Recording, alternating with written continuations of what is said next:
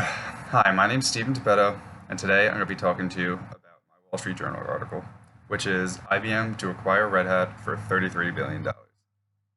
So, in the first 3 weeks, the PowerPoints, I couldn't really find an article that I thought was worthy of sharing. So, when I came across this one, it really interested me, so I wanted to share it with you. But before I get into everything, I just want to go over my agenda and what I'm going to cover today. So first, I'm going to give you a brief overview of IBM. Then I'm going to give you a brief overview of Red Hat. And then I'm going to quickly go over the difference between acquisitions and mergers. I know we haven't covered that yet, so that's why I just want to give you a brief explanation. And then we're going to get into the article summary. So IBM, or International Business Machines Corp, is one of the world's largest information technology companies, and it provides a wide spectrum of hardware, software, as well as many other services. So, like I said, they started their company creating hardware for computers, and as technology began to evolve, they changed to creating software because that is where the market was, that was where the money was. And now, at the turn of the century, cloud-based services and cognitive computing have become the leading have become the leaders in the market of what people want.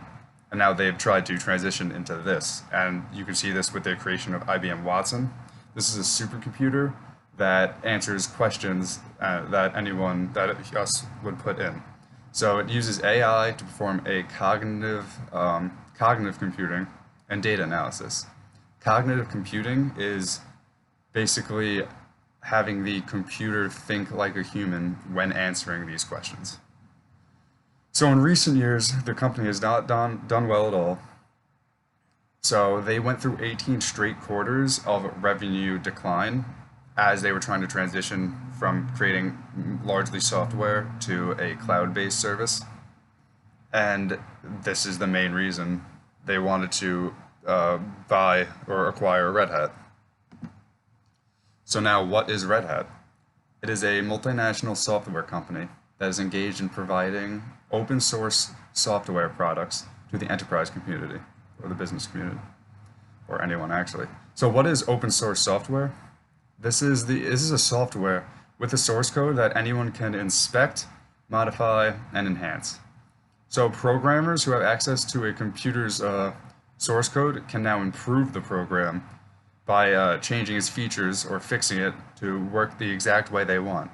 So businesses might use this to change it so that they could have proper forecasting of data or things like this. So basically, if you could get people who know how to use this, love open source software because it helps them at anything they're trying to do. And now, before I get into the article summary, again, I just want to explain quickly the difference between acquisitions and mergers. So both terms are used to refer to the joining of two companies, but there's a key difference between them. A merger is when two separate entities combine and create a new joint organization. Example of this is Exxon and Mobil, two oil companies coming together to create ExxonMobil. This was a strategic move that they thought would better both of their companies. So an acquisition, however, is the takeover of one entity by another. So in an acquisition, a new company is not formed. The smaller company is often absorbed by the larger company, and its assets become part of the larger company. And that is what we were referring to with IBM and Red Hat. So now I just want to give you a quick little summary of the article. So, like I said in the beginning, it's acquiring Red Hat for $33 billion, and this is their biggest acquisition ever by far. And it is strictly made, this acquisition is strictly made to boost its cloud computing business and basically revive IBM because recent years they've just fallen so much. And one of the reasons they've fallen is because Amazon and Microsoft, their biggest rivals, have just jumped so far ahead. And you can see this in 2017, IBM only had a 2% of the share in market revenue in the cloud-based market, while Amazon had over 51%, and Microsoft, as well as Alibaba, and many other smaller companies that you wouldn't even think about were ahead of IBM. So then the article talks about what what a Red Hat brings to IBM, and it provides basically IBM with a flagship operating system. So Red Hat has one of its biggest open source software is called Linux Enterprise, and now that IBM acquires it, IBM can attract customers in by showing by showing a product that really works, and it I think it really makes them a real player into this cloud-based market. And so projections. IBM believes that it will boost its free cash flow and gross margin within 12 months, as well as accelerate revenue growth. So the article also showed a graph that I'm going to show to you right here of their, like I said before, 18 straight quarters of revenue decline. So from 2012 almost up until 2018, so right before 2018, they were declining. Then there was a brief increase, but again it dropped, and this ultimately led to the decision of IBM acquiring Red Hat. So another big issue Red Hat had with this was they thought IBM would change their culture and basically change their identity.